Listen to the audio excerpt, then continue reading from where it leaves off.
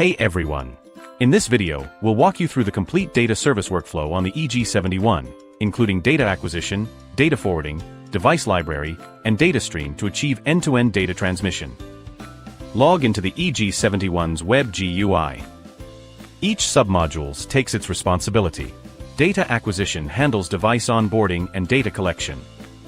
Data forwarding publishes data to your target systems. Device library manages device models and codecs. And data stream logs all the communication between your devices and the gateway. The modular design just makes everything easier to maintain. Before we start adding devices, here's a tip. Go ahead and set up device models in the device library for each device type you'll be adding. This will save you a lot of time later on. Of course, it is recommended to do first, but not must required. EG71 gives you two options, the inbuilt device repository and the custom device repository. The inbuilt device repository comes preloaded from a factory with all Milesight node device models. That includes basic device info, payload codec, and selectable objects. The objects here can be exported for future batch edition requirement. If your EG71 is online, you can just grab the latest library directly. If you're in an offline setup, no worries. You can download the latest files from GitHub and upload them manually. With custom device repository, you can create models for any protocol, LoRaWAN, BACnet, Modbus, or KNX. We'll demonstrate one example per protocol, but feel free to create only the ones you require, or skip this step altogether. Add an LoRaWAN device models. Start by naming your device model. For LoRaWAN devices, EG71 allows you to select an existing Milesight LoRaWAN device model as a template. The basic information will be auto-filled. You can then modify the basic info, edit the payload codec, and manage the objects as needed. Objects can be edited, enabled for BACnet forward or Modbus forward for later integration. Select related objects that must be written at the same time with certain object, or deleted some objects if they are unnecessary. To add objects, EG71 supports manual entry by filling in the required parameters. It also offers a parse add function. Write the codec, run the parse, and if successful, objects will be generated automatically. But notice that if the objects already exists in the list, it can't be added again. Such as this battery object. If no suitable template is available, select None and choose the LoRaWAN protocol. You'll then need to fill in the information manually. A payload codec example is still provided for reference, but you'll have to add objects and perform all other edits yourself. Batch import and export of objects are also supported. Once done, apply the device model. Add an BACnet/IP and an BACnet MS/TP device model.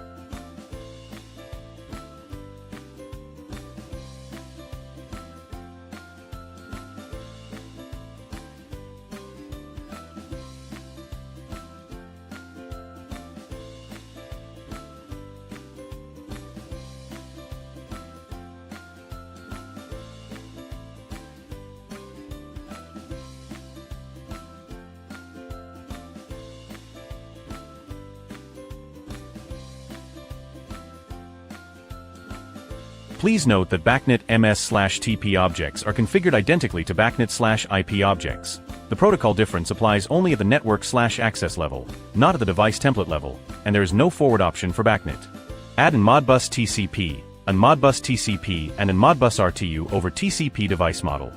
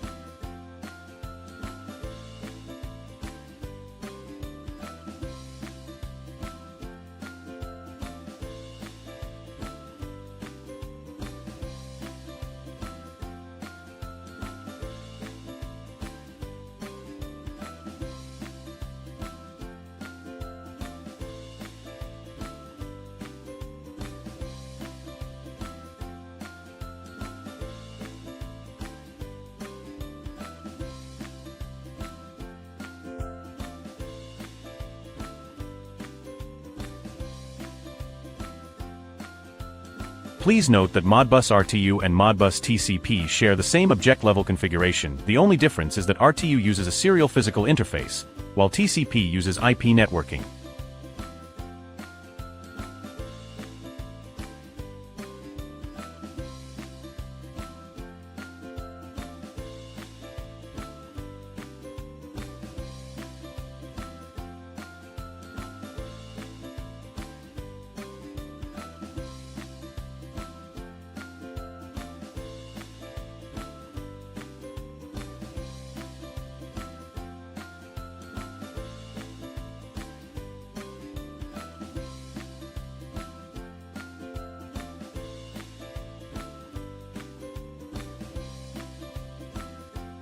Object configuration is identical to standard Modbus TCP/RTU.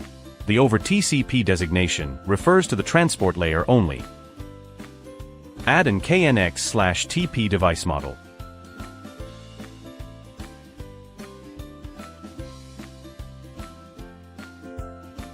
For KNX/TP, data point type defines the value format. Access mode determines whether the object is read-only or read/write. If custom is selected, you must manually define the data length.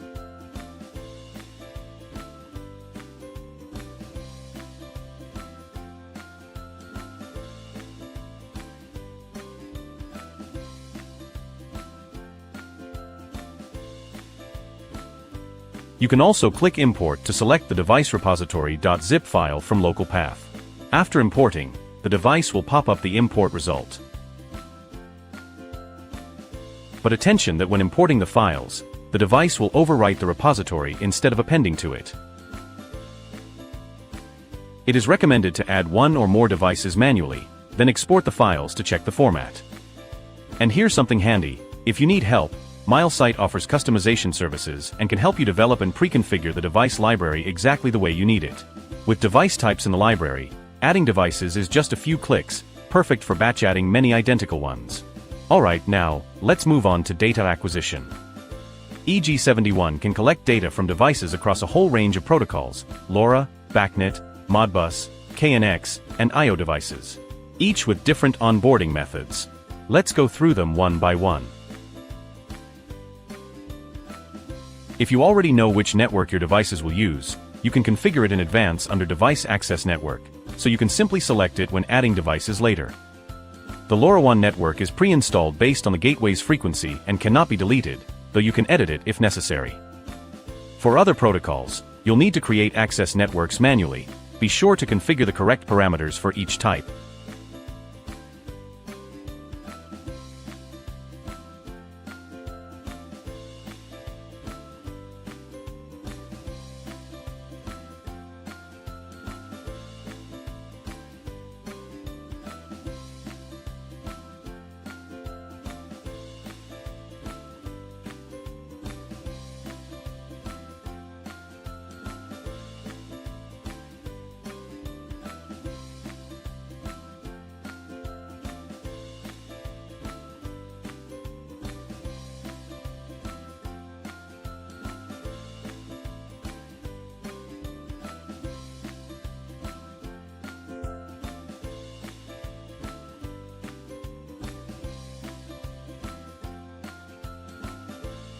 For demonstration purposes, I've set up access networks for all protocols.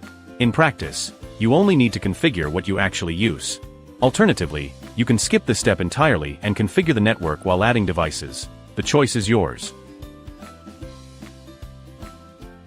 Let's start with adding LoRa devices and their objects. For Method 1, Manual Edition, here's what you do. Give your device a custom name, select LoRaWAN as the protocol type, and you'll see all the fields needed for LoRaWAN communication. Since Milesight LoRaWAN node models are already in the device library, just pick the right device model, fill in the device EUI, and the rest auto-populates based on the model's preset. Once you're done, click Next Step to move on to object selection. Now let's add objects. EG71 converts terminal device data into objects, which makes integration really straightforward. If you picked a device model in the previous step, all the forwardable objects for that model will show up here. Just check the ones you want. After that, you can always go to the device list, click Object Count, and manage your objects from there, enable, disable, or add new ones from the device library. But what if you're adding a completely new LoRa device from scratch? You can manually fill in all the info and move on, but you'll find that LoRaWAN devices don't allow custom objects. So you can just skip adding objects. Then when you set up data forwarding over MQTT or HTTP, you can add the entire device and leave the payload parsing to the upstream system. We'll show you how this works later in the data forwarding part. Method 2 is NFC tap to add, and this one's only for Milesight devices. Activate the EG71 and just bring the device's NFC area close to the EG71's NFC spot, and it enrolls automatically. If adding fails, the LED flashes twice. If successful, green light stays on for 3 seconds. Back in the device list, the system will match the device model from the library with the device's information, payload codec, and objects. You can also edit the device information if necessary. Please note that the device model of WS501/502/503 can't match automatically and needs manually selection on edit column. For objects, go to Object Count in the device list and manage them there. And again, LoRaWAN devices don't support custom objects. Method 3 is LoRa Device Scan and Add. This is the one we'd recommend for batch onboarding. Navigate to Scan to Add and choose Scan LoRaWAN. Configure the app key for device scanning. For Milesight devices, you can use the default Milesight key. For custom keys, you can either import a CSV list, usually provided by the manufacturer with the order, but before importing, be sure to review the file requirements, format, size, header, etc., covered in the video to ensure a successful import. Or add them manually. Both methods work for Milesight and third-party LoRaWAN devices. Click Start Scan to search for LoRa devices that match the configured app keys and gateway frequency. The scan continues even if you leave the page. You can return at any time by clicking LoRaWAN Scanning in the upper right corner of any page. When new devices are detected, the device count label turns red and turns gray after checking. You can add desired devices directly to the system. If a device has multiple model options, we recommend selecting the correct one before adding. Otherwise, the model will default to none in the device list. In that case, you can still manually edit it later. Unneeded devices can be ignored. You can also unignore them later to restore them to the list. Clicking Abandon Scan stops the current scan and clears all unadded scanned devices. Next up, let's add BACnet devices and objects. For BACnet, Manual Edition works like this: name your device, pick the BACnet MS/TP as the protocol type, and fill in the details. If you've already set up a BACnet device model in the device library, just select it and the parameters will auto-populate, including objects. Now, unlike LoRa, BACnet requires you to set a device access network so you can collect data from endpoint devices. You can pick the right one and check if you have already set it up earlier under Data Acquisition, Device Access Network. You can do this right here while adding the device.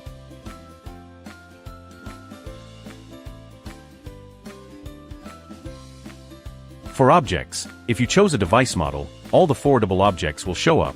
Just check what you need. You can also manage them later through the object list. You can pick from the device library or add custom objects manually. And here's a nice feature: if your BACnet devices are on the same local network, you can also add objects by scanning. I will show on the next example. Method 2 BACnet supports adding objects via scanning too. Go to Scan Edition. Create an access network for your BACnet device, or select an existing one if you have already configured it. We suggest setting a smaller device instance NR range as needed to speed up scanning. Then click Next Step to start scanning for BACnet devices. Once a device is detected, stop the scan and proceed to the next step for Object Edition. Select the desired device, and scan for its supported objects, which will be displayed on the right column. You can select the ones you need immediately. After addition, you can manage objects later via the object list, either manually add new object, or by scanning for additional unadded objects.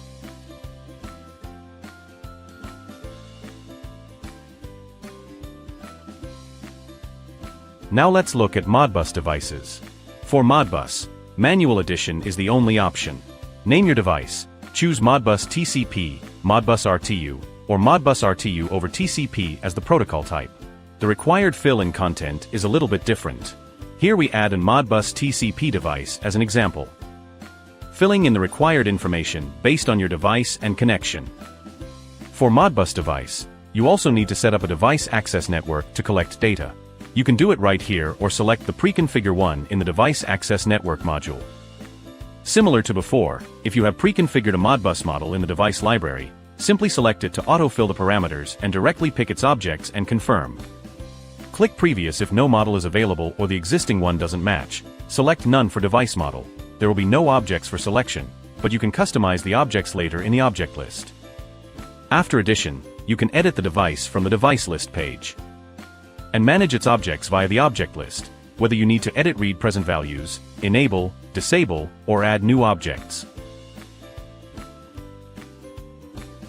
Now let's edit the device and to show you what you can do if you have select and device model.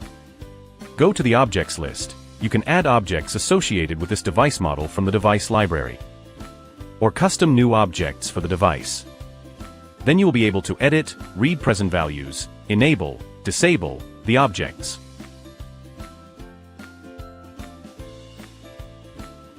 Next, add KNX/TP devices. KNX/TP also only supports manual addition. Name your device. Select KNX/TP as the protocol type. Since there is only one KNX interface, the device access network will be automatically enabled if you have pre-configured it in the device access network module. Otherwise, you will be prompted to create one. Similar to before, if you have a pre-configured KNX device model in the device library, simply select it and enter the device's physical address.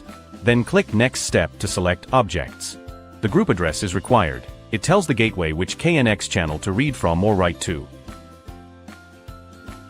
Click Previous if no model is available or the existing one doesn't match. Select None for device model. In this case, no objects will be pre-selected, but you can always customize them later in the object list. You can add an custom object by filling in required parameters and edit, read present values, enable, disable this object.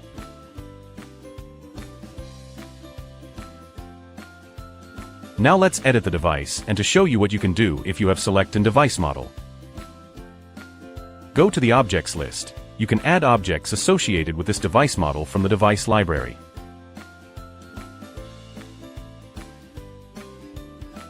Then you will be able to edit, read present values, enable, disable the objects, or custom new objects for the device. The KNX device is added successfully. Finally, add I/O devices. Head over to Data Acquisition, then I/O device. Here you can enable the I/O interface types that match your actual deployment and adjust the parameters. Except for the above methods, Batch import function allows you to import device list file to add devices in batch. You can choose between .xlsx and CSV files, but the upload rules differ slightly depending on the format. You can either download the template file to fill in device information,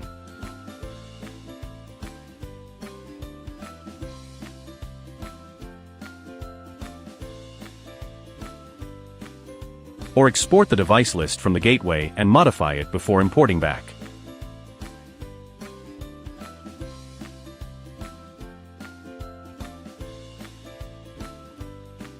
For XLSX files, devices of different protocol types can be included in a single file, organized by separate sheets, so only one file needs to be uploaded.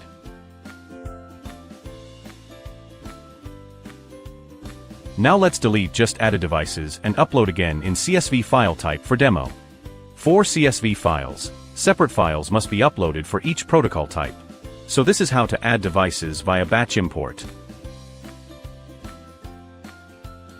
Alright, let's talk about data read and write. The EG71 gateway lets you read device data or send commands directly to devices. Super handy for commissioning after you've got everything set up. First up, reading and writing data for LoRa devices. LoRa devices can report data based on different attributes and applications, things like reporting intervals, triggered reports, or alarms.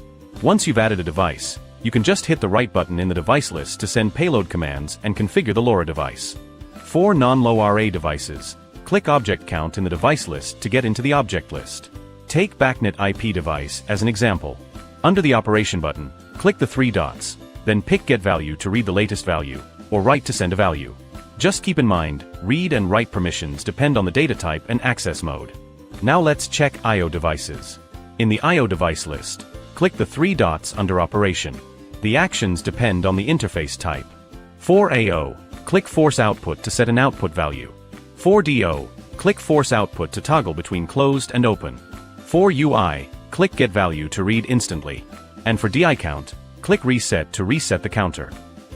Data stream is where you can check the communication packets between connected devices and the gateway, great for troubleshooting.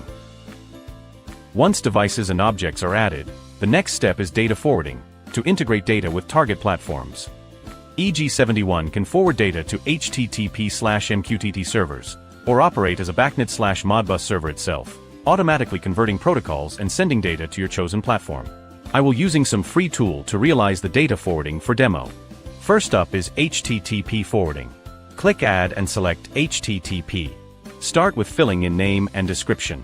You may optionally enable metadata for LoRa and other protocol devices. This adds lightweight context to your messages without requiring predefined objects. Next, configure the HTTP server details and specify URLs for different data types, such as uplink, acknowledgement, error, online, and offline events. Once the server is added, select the forwarding objects from the existing devices and objects created during data acquisition. To verify the setup, check the data pushed from the gateway. HTTP is ideal when you need to actively push data to a cloud API or a third-party web server. Next is MQTT forwarding. MQTT supports publish/subscribe messaging. Broker address. Enter the address of your target broker. The port depends on whether TLS is enabled, typically 1883 for plain, 8883 for TLS. Client ID is a unique identifier for the gateway on the broker. You can customize it. If your broker requires authentication, enable user credentials and enter the username and password. Or enable TLS to select certificate. We don't need here. For the data format, you've got 2 choices: combined reporting, which bundles all object data into one message, or per object reporting, which sends each object separately. And just like with HTTP, you can enable metadata for extra context. MQTT supports 9 different topics: uplink, downlink, multicast downlink, online, offline, ACK, error, request and response. Test uplink as an example. EG71 support will configuration to notify other devices that the gateway has gone offline as needed. Apply and move to pick the one of forwarding objects from the existed devcs and objects added on data acquisition. To verify, use MQTTX to subscribe to the same topic and view the incoming data. MQTT forwarding is ideal for bidirectional communication. To run as a Modbus server, configure the connection method, either Modbus TCP or Modbus RTU over TCP.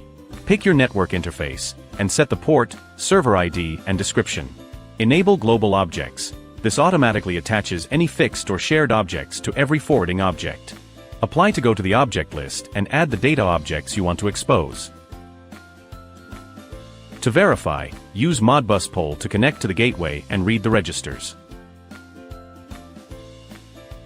Open the object list again and select one object to get register type, register address, and data format. These are needed when the client reads the registers. And verify with Modbus poll, entering the matching parameters, and you'll get the present value. Modbus forwarding is ideal for third-party clients such as SCADA system to read data. Finally, let's configure the BACnet server. Use the standard UDP port 47808, select the network interface, for example ETH1, and set a unique device instance number along with a recognizable device name. You can also enable global objects. This automatically attaches common objects to every forwarding object, so you don't need to configure them repeatedly. If your BACnet clients are on a different subnet, you can enable BBMD and add the remote device information. After applying the settings, go to the object list and add the data objects you want to expose. If you need to adjust the global objects later, just go back to the previous page, make your changes, and apply again. Now here's a BACnet-specific feature: notification class objects. These allow you to send alerts to BACnet clients. Go to the NC Object tab, click Add, and define your alarm parameters. Then return to the device object list, click Edit on the target object, enable event detection, and link it to the notification class object. Once that's done, alerts will be sent to the BACnet client. To verify the setup, use YABE to scan or manually add the device. You'll see the object list populated. Check the present value in YABE. If the values match, the connection is working properly. Now let's test the notification. Go to Data Acquisition and send a downlink command. For example, set the valve opening to 20% to trigger an alert. Let's change the valve opening to 20% to trigger notification. Then go to Data Stream to check the downlink status. Since WT101 is a Class A device, you'll need to wait a moment for the downlink to complete. Keep refreshing the data stream until you see an ACK uplink from WT101 that confirms a successful downlink. Now go back to data forwarding and check the object's present value. It should now read 20. Open YABE again and refresh the value. You'll see a notification icon appear on the valve opening object. That means the alarm has been successfully triggered. Click it to dismiss the alert. And that's BACnet forwarding, designed specifically for building automation system integration. So there you have it. With everything configured, your EG71 is now ready to collect data from devices across different protocols and forward it wherever you need it to go.